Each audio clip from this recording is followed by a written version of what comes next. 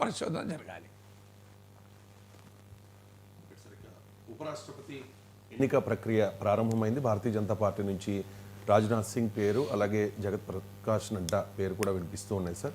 And JDU నుంచి Bihar CM Nitish Kumar పేరు, అలాగే డిప్యూటీ చైర్మన్ హరివంశ్ పేర్లు కూడా వినిపిస్తూ ఉంటే కాంగ్రెస్ నుంచి శశి థరూర్ పేరు వినిపిస్తోంది. కానీ తెలంగాణ ముఖ్యమంత్రి రేవంత్ రెడ్డి మరో పేరు సూచిస్తూ ఉన్నారు సార్. అది బండారు దత్తాత్రేయ. ఓబీసీ నేత కాబట్టి బండారు దత్తాత్రేయకు అవకాశం ఇవ్వాలి అని రేవంత్ రెడ్డి డిమాండ్ చేస్తూ ఉన్నారు. ఎందుకు సార్? ఇప్పుడు కాంగ్రెస్ నుంచి శశి థరూర్ పేరు వినబడి ఏం లాభం? కాంగ్రెస్ పార్టీ బలం ఉందా? వైస్ ప్రెసిడెంట్ గెలుస్తాడా? అందువల్ల అది కాంగ్రెస్ నుంచి వినపడడం కాదు. శశి థరూర్ పేరు బీజేపీ నుంచి వినబడుతుంది. శశి థరూర్ కాంగ్రెస్ ఎంపీ అయినా ఆయన ఫిజికల్గా కాంగ్రెస్లో ఉన్నాడు, ఇంకా మెంటల్గా బీజేపీలో ఉన్నాడు. అందువల్ల శశి థరూర్ పేరు వినిపించినా అది బీజేపీలో వినిపించడమే. కాంగ్రెస్ పార్టీ శశి థరూర్ను అభ్యర్థిగా పెట్టినా గెలవరు. అందువల్ల కాంగ్రెస్లో శశి థరూర్ పేరు వినిపించడం కాదు. కాంగ్రెస్లో వినిపిస్తే కాంగ్రెస్ పార్టీ అభ్యర్థిగా పెట్టాలి. కాంగ్రెస్ పార్టీ అభ్యర్థిగా పెడుతోంది శశి థరూర్ను మల్టీ పార్టీ డిప్లొమాటిక్ డెలిగేషన్లోనే కాంగ్రెస్ నామినేట్ చేయలేదు. రోజు కాంగ్రెస్ను తిడుతున్నాడు. అలాంటప్పుడు ఆయన పేరును కాంగ్రెస్ ఎందుకు ప్రతిపాదిస్తుంది వైస్ ప్రెసిడెంట్కు? అందువల్ల ఆయన కాంగ్రెస్లో ఆయన పేరు వినిపించడం లేదు. కాంగ్రెస్ పార్టీ ఇప్పటికే మేము వైస్ ప్రెసిడెంట్కి పోటీ చేస్తామని అనలేదు కూడా. సో పోటీ చేస్తామని అనకముందు కాంగ్రెస్లో వినిపించే అవకాశమే లేదు. పైగా ఒకవేళ కాంగ్రెస్ పోటీ చేయాలి సింబాలిక్గా అనుకున్న ఎట్టి పరిస్థితుల్లో శశి థరూర్ను అభ్యర్థిగా పెట్టారు. అందువల్ల శశి థరూర్ పేరు వినిపించినా అది కూడా బీజేపీ తరఫునే వినిపించాలి తప్ప మీ కాంగ్రెస్ తరఫున వినిపించే అవకాశమే లేదు. ఇక దత్తాత్రేయ పేరును రేవంత్ రెడ్డి ప్రతిపాదించాడు. అది కేవలం ఒక పొలిటికల్ జిమ్మిక్ అది. సో ఆ పొలిటికల్ జిమ్మిక్తో ఏం ప్రయోజనం నాకైతే అర్థం కాదు. సో మనము పాలిటిక్స్ ఆడచ్చు, కానీ politics should be played seriously. So politics cannot be, అది ప్రజల ముందు ఆ పాలిటిక్స్కి వాల్యూ ఉండదు. ఇప్పుడు దత్తాత్రేయ బీసీ గనక, తెలంగాణ బిడ్డ గనక ఆయన పేరును నేను ప్రతిపాదిస్తున్నాను అంటే రేవంత్ రెడ్డి చెప్పితే ఇండియా కూటమి ఉంటుందా, కాంగ్రెస్ హైకమాండ్ ఉంటుందా? పోనీ ఆ మాట ఏదైనా రాహుల్ గాంధీ అంటే అర్థం ఉంటుంది.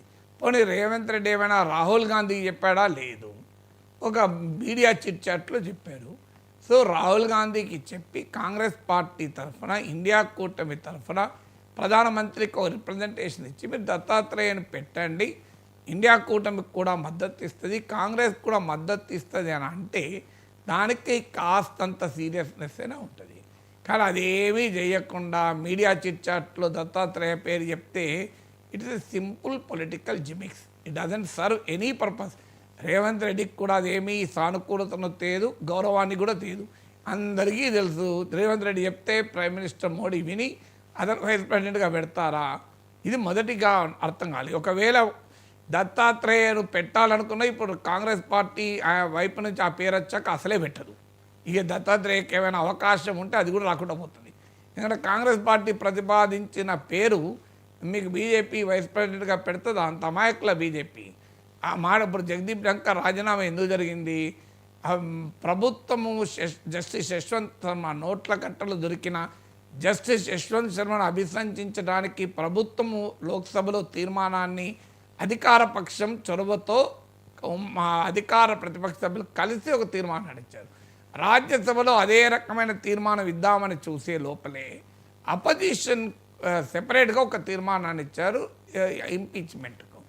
అది జగదీప్ ధంకర్ ఆమోదించడమే ఆయన పదవి పోవడానికి కారణమైంది. అంటే అర్థం ఏంటి? ప్రతిపక్షము సూచించిన అభిశంసన తీర్మానాన్ని ముందుగా ఆమోదిస్తే Jagdeep Dhankhar vice president seat పోయింది. ఇప్పుడంటే దత్తాత్రేయ పేరు కాంగ్రెస్ ప్రతిపాదిస్తే దత్తాత్రేయకి వస్తుందా?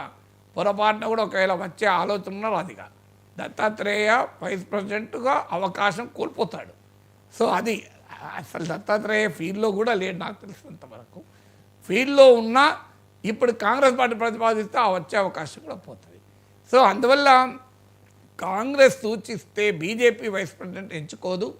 డెమోక్రసీలో మెజారిటీ ఉన్నవారు నుంచి ఇనిషియేటివ్ రావాలి. కాంగ్రెస్ పార్టీ ఒకవేళ serious, if it is really serious, ఒక కన్సెన్షువల్ క్యాండిడేట్ కాన్సెన్సస్ పైన క్యాండిడేట్ రావాలి అని ఒక సీరియస్నెస్ కనుక కాంగ్రెస్ పార్టీకి ఉంటే కాంగ్రెస్ పార్టీ అనాల్సింది ఏంటంటే పేర్లు చెప్పడం కాదు. మీరు వైస్ ప్రెసిడెంట్కు మనం అందరము కలిసి ఎన్నుకుందాం. ఆయన సభాపతి, సభా సాంప్రదాయాలను గౌరవించాలి. చైర్మన్ ఈజ్ లో వివాదం ఉండకూడదు. అదొక మంచి పార్లమెంటరీ సాంప్రదాయం. అందువల్ల ప్రభుత్వానికి మేము విజ్ఞప్తి చేస్తున్నాం, మీరు ప్రతిపక్షంతో కూడా కన్సల్ట్ చేయండి, మేము సహకరించడానికి సిద్ధము. మీరు ప్రభుత్వము, మీకు అధికార పక్షము, మీకు మెజారిటీ ఉంది ఎలక్టోరల్ కాలేజీలో కనుక మీరే అభ్యర్థిని సూచించండి. మీరు సూచించిన అభ్యర్థుల ఆ పేర్లపైన కన్సల్టేషన్ ప్రతిపక్షాలతో కూడా చేయండి. మాకు అభ్యంతరం లేకపోతే మీరు సూచించిన పేర్లలోనే ఒకరిని ఎన్నుకుందాం అనాలి. ఇది పార్లమెంటరీ హెల్తీ డెమోక్రసీ. అది కాక మేము దత్తాత్రేయని సూచిస్తాం, మేము నాగేశ్వరుని సూచిస్తాం, మేము కృష్ణారావుని సూచిస్తాం, మేము రవిశంకర్ని సూచిస్తాం, మీరు పెట్టండి అంటే వాళ్ళని పెడతారండి. అలాగే పని లేదు. ఆ లోక్సభలో రాజ్యసభలో మెజార్టీ ఉంచుకొని బీజేపీ కాంగ్రెస్ పార్టీ వాళ్ళు సజెస్ట్ చేస్తే ఆ పేర్ల వైస్ ప్రెసిడెంట్ ఇస్తుందా? Ever really serious, there is a method. Yes, మేము రెడీ మద్దతు ఇవ్వటానికి. మీరు క్యాండిడేట్ల ఒక ప్రతిపాదనతో రండి, ఆప్షన్స్తో రండి. అన్లెస్ అపోజిషన్కు హైలీ అబ్జెక్షనబుల్ ఉంటే తప్ప మేము సహకరించడానికి సిద్ధము అని గనక ఇండికేషన్ ఇస్తే అది పార్లమెంటరీ జనరాసిటీ అవుతుంది, పార్లమెంటరీ స్పిరిట్ అవుతుంది. అది కాకుండా మీ అభ్యర్థిని మేము సూచిస్తామంటే అది వన్ అప్ మ్యాన్షిప్ అవుతుంది, బ్రింక్ మ్యాన్షిప్ అంటారు. సో దానికి ఏ రాజకీయ పార్టీ అంగీకరించదు. కానీ మరి రేవంత్ రెడ్డి ఎందుకు అంటున్నాడు అంటే ఆయన వ్యూహం ఏంటంటే, చూడు 42% బీసీ రిజర్వేషన్లకు కట్టుబడి ఉన్నాను, బీసీని వైస్ ప్రెసిడెంట్ చేస్తాము అనుకునేటువంటి పాలిటిక్స్ అది. సో దాంతోపాటు తెలంగాణ బిడ్డను వైస్ ప్రెసిడెంట్ చేస్తాను అని అనటానికి politics. I don't think these politics will benefit Revanth Reddy also. Chief మినిస్టర్గా కాస్త హయ్యర్ లెవెల్ ఆఫ్ పార్లమెంటరీ ట్రెడిషన్స్ను రిఫ్లెక్ట్ చేసి రిప్రజెంట్ చేస్తే అది బెటర్. ఇది అందరికీ తెలుసు, these are all simple politics అని.